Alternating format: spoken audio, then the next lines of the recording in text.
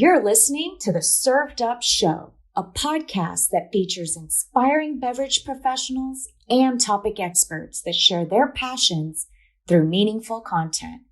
Your hostesses, Bridget Albert, is best known as the Market Fresh Mixologist, an industry mentor with over 25 years of experience. And I'm Julie Milroy, best known for my passion for leading change and helping others grow in their careers. Grab a cocktail and sit back. Let's learn how we can make a positive impact in our industry.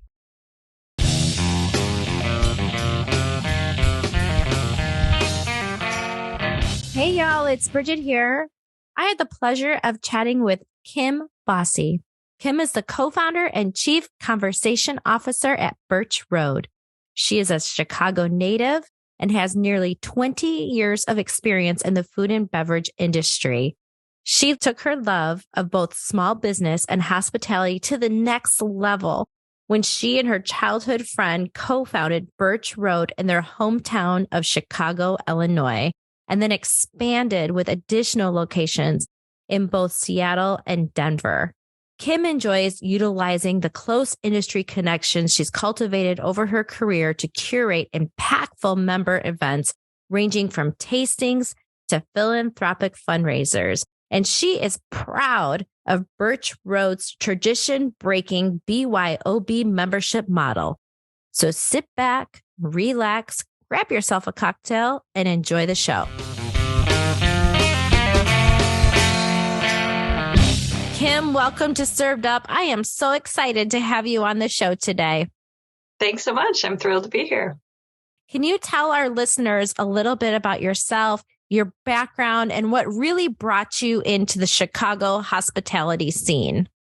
Oh, yeah. That is going pretty far back, which I'd be happy to share. You know, I went to school in New York. I lived in New York City and Hell's Kitchen.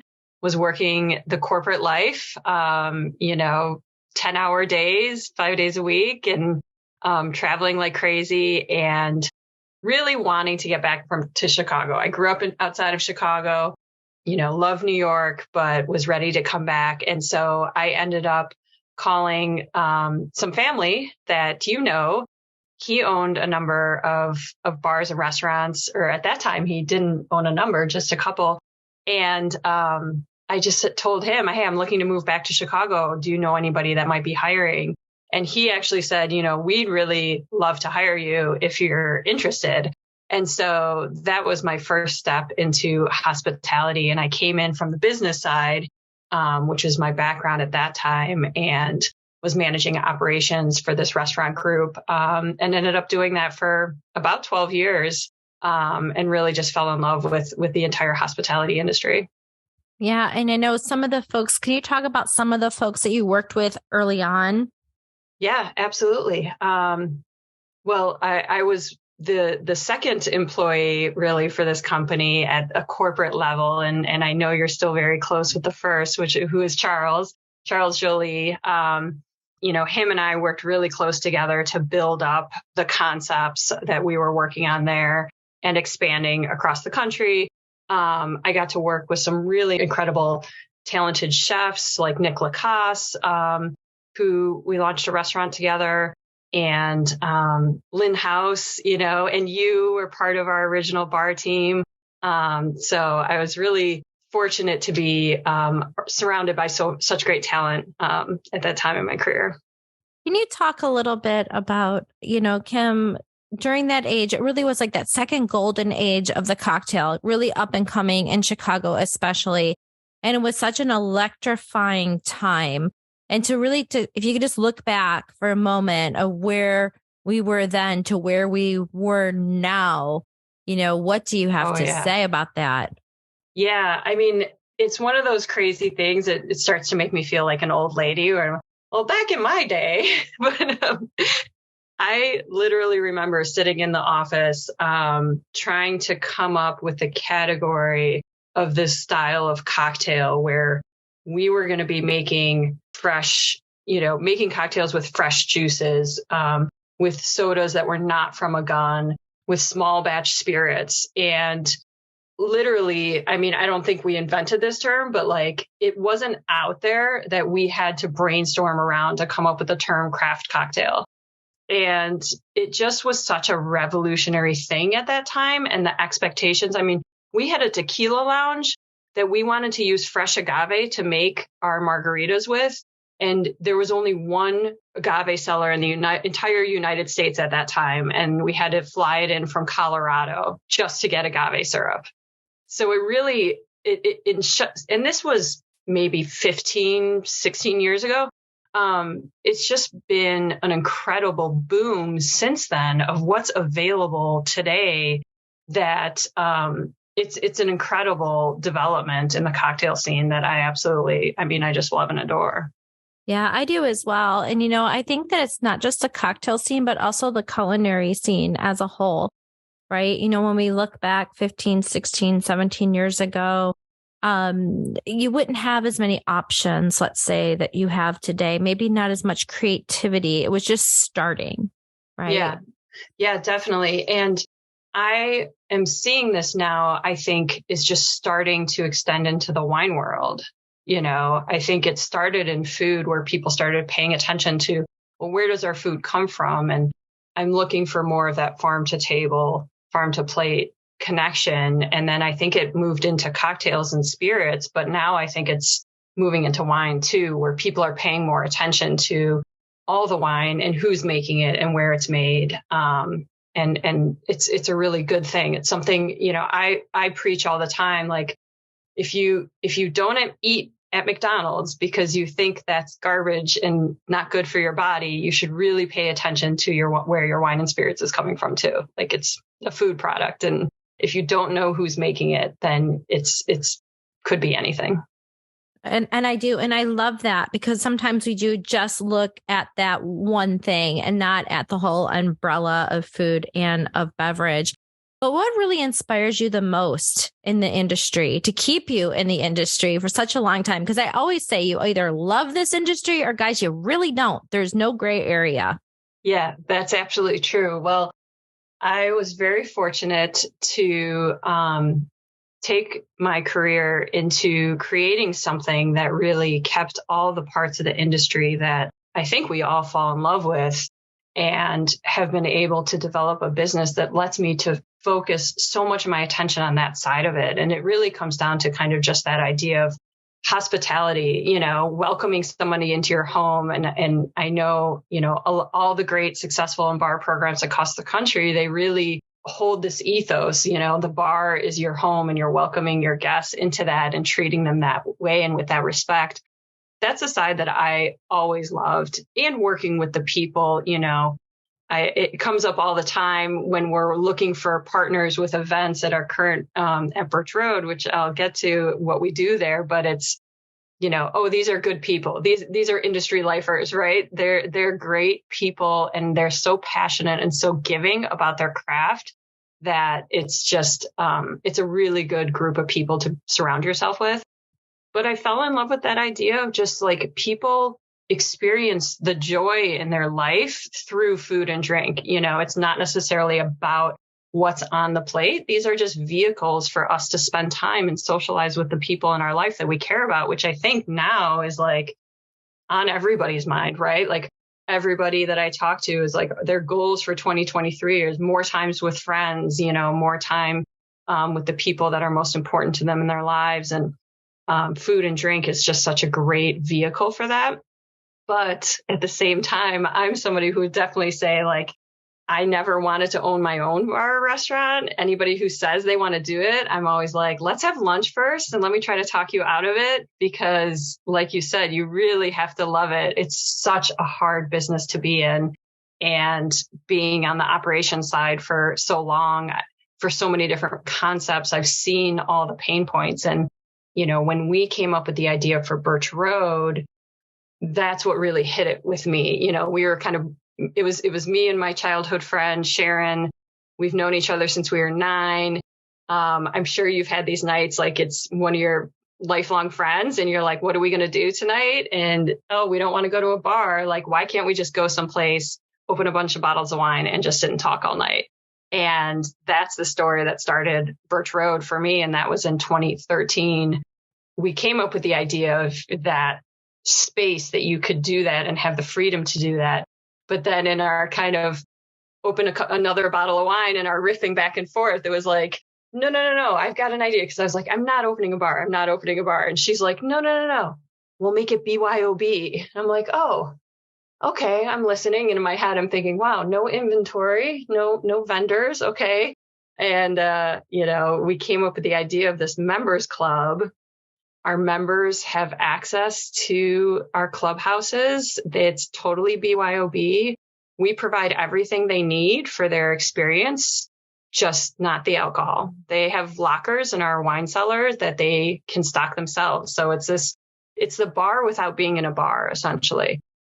It really is great because as an operator from my end, me and my staff, I mean, we spend 100% of our time focused solely on the member experience because we don't have to worry about menus and inventory and staffing and all the things, unfortunately, take away from the hospitality that bars and restaurants want to always offer, these things that get in the way of hospitality. And so we just love it. And, I'm the first to say, like, we're not replacing bars and restaurants by any means.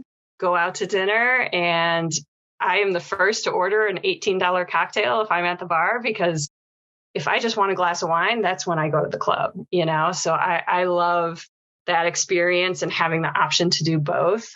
But that was really the inspiration behind Birch Road, is being able to have that space and us being able to provide that service to our members without it relying on convincing our members to order more, to, get a second bottle and all of that in order for us to run our business successfully. And so we were able to establish the business through the membership model so that we can offer that great level of service all the time consistently. Where does the name come from, Birch Road? So my friend that I started the company with, that we were having that wine, we grew up on Birch Road. So it's a street in the suburbs of Chicago. That's how we became friends. That's how you made friends when you were a kid, right? You just left your house and hung out with people on the street. And we like to joke that that's the original clubhouse. And that's a little bit the experience we want to create socially for people. There's this challenge now as you get, into adulthood. If you haven't found your circle or your people yet, once you enter adulthood, it can be really hard to make friends and find those people. And so that's why we call Birch Road a neighborhood clubhouse. We are in the neighborhoods of the cities that we operate in instead of being like in the downtown business districts. And it's that spot. You could just pop by and sit at the bar, and everybody's a member. So they're super friendly, and there's always activities and things going on at the club and events. So it's that place that even as an adult, you could just pop in and see who's there and see what's going on. Can you talk to our listener? Just, tell us a little bit more about some of the more unique events that you have at Birch Road. Yeah, let me describe the club from the beginning a little bit. It's a very unique space. We're really the only ones that are operating a members club like this on a BYOB basis. So our members have fingerprint access to the clubs. They have their locker in the temperature controlled wine cellar that they stock themselves. And then we have a tasting bar that has all the glassware and ice that they need. We have private dining rooms that they can reserve if they want to host a dinner party for friends. Our members can bring in guests.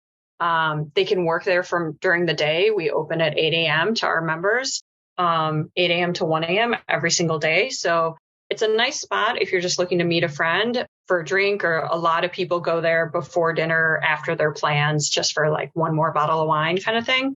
But we do a lot of member programming, and I like to think of it for our members as it's a built-in social calendar. So you don't have to do any of the planning or any of the research or the work. You just kind of open your Birch Road app and see like, oh, what's going on at the club. And we've done everything. Like in January, we did a lot of zero proof cocktailing classes to support our members who are in dry January or, not so wet January. We do a lot of winemaker meet and greets and tastings with people who are in town from California or from Italy or all over the world. We do yoga and networking events for our members. We did a magic and cocktails class recently where we had a magician in, and then we were all learning about cocktails that, transform magically. So it's kind of all across the board, anywhere from game nights to, a winemaker meet and greet. I think that's wonderful. I absolutely love the concept. How do you become a member? It's super easy, really. You can go on our website and just book a tour. We really feel like anybody can make a great Birch Road member. We offer this environment where it's all about good drinks and good conversation. And if that's something that you're looking for, we'd really enjoy meeting you and having you as a member. It doesn't require member referrals or approval by committee or anything like that a lot of other private clubs use. We're kind of different in that respect. We're also super affordable because we bill monthly. It does vary. We have clubs in Chicago. We have clubs in Lincoln Park and Roscoe Village. We have a club in Seattle, and we just opened a club in Denver just a few months ago. So, in all those cities, anybody can come and join, and the price varies a little bit, but it's about $125 per month for a membership. And anybody's welcome to be a member. It's just billed monthly. You're not locked in. There's not like a $3,000 enrollment fee. Like a lot of these other private clubs really rely on to kind of, it's a tradition among private clubs to charge a lot for membership or have these requirements. And we just feel like everybody should be able to enjoy this space. Yeah, I love that. I absolutely love the concept. Can you tell us, where do you hope to see Birch Road in the next 3 to 5 years? Yeah, the goal for us when we started really was to have a whole collection of clubhouses everywhere, across the country, around the world, where members would always have that home, so like as you're traveling, instead of having to go to your hotel bar or lobby, you could pop into the local Birch Road and there would be local members there that you could easily interact with and meet, and you could use the space wherever you are. I think that's still a very much long-term view. We're at 4 clubs so far. I would say in the next 3 to 5 years, I really hope to be able to expand the services that we offer to our members beyond the club walls. We're starting to get into things like travel for our members. We're doing a trip to the Croatian wine region this year, which is a big step for us, an international trip that's just for members. So things like that where, part of what I think of for Birch Road is it's a really, it's a fortunate opportunity where I can connect people who are doing great things with our members, and our members are really interested in meeting those people. So like the small wineries that we work with are generally people who are making like 400 cases a year. And they're the kinds of companies that are hard to discover, among everything that's going on out in the marketplace. So I would love to expand that, where we can work closer with small companies, family-owned distilleries and wineries and things like that, and connect them with our members, because they're the types of businesses our members really want to support as well. I do have the added benefit, which, I also enjoy from the industry standpoint, that I just sell membership. So I'm not competing with any of our neighbors or small businesses. And so it's a great opportunity for us to partner with local businesses or any of these other companies so that we can support them and we can all work together to just help spread this culture, basically. So I'd like to have more clubhouses in more cities. I think that would be great, but I'd also like to kind of expand our footprint and what we can do to support not only our members, but also those small owned wineries and distilleries that, more people should know about them. And I hope that Birch Road can be a good avenue for that. Yeah, absolutely. I think now more than ever, it's really important to have those spaces where everyone feels welcome, right?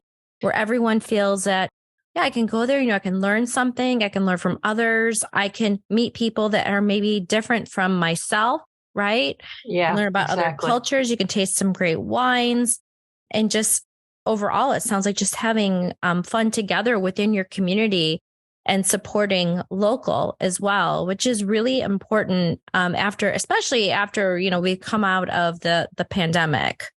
Yeah, absolutely. And even before that, I think we were all realizing how we can get caught up in our own bubble, right? The echo chamber of our own circles. And so one of the things I like to say about Birch Road is it is a community of unlike-minded people, where you will meet people that you normally would never meet, but it's a really welcome conversation. And you're probably just going to offer them a glass of wine from whatever you're enjoying, because it's easy to do that at the club. We see it happening all the time, like super random connections where they instantly find some shared passion over, Willamette Pinot Noirs or aged rums or something like that. And all of a sudden, two people who never would have met are now really good friends. Where can our listeners find you, Kim? So we are in Chicago, in Denver, and in Seattle. And the best way to get info is on our website, birchroad.com. Amazing. Do you have any social handles you want to share out? Sure. Yeah. Instagram, we're at Birch Road Club. Very good. I want to thank you on behalf of the Served Up family for joining me today. I think what you have going on is so unique. And like you said, it's not a club that is ultra expensive and exclusive, right? It doesn't sound like there's this huge application process and you have to be selected and it might take months and months and months and more money, right? Right. It sounds like this is just you're genuinely really trying very hard to build up your community in a very unique and special way. And because of that, my hat's off to you and to your partner. I think it's absolutely wonderful. Congratulations. Well, thank you so much. And we'll have to have you by the club soon. There's nothing like seeing it yourself. But yes, that's what we're all about. Just have a genuine conversation in a very welcoming space. It really is incredibly enjoyable. It's wonderful. Well, on behalf of the Served Up family, Kim, I just want to wish you some great health and a whole lot of peace. Cheers to you and to Birch Road's success in the future. Thank you. Cheers to that. Thanks for listening. Served Up is brought to you by Southern Glazers Wine and Spirits. Produced by Zunu.online. Music by We Killed the Lion can be found on Spotify. Make sure to subscribe to be notified of future Served Up episodes. Cheers!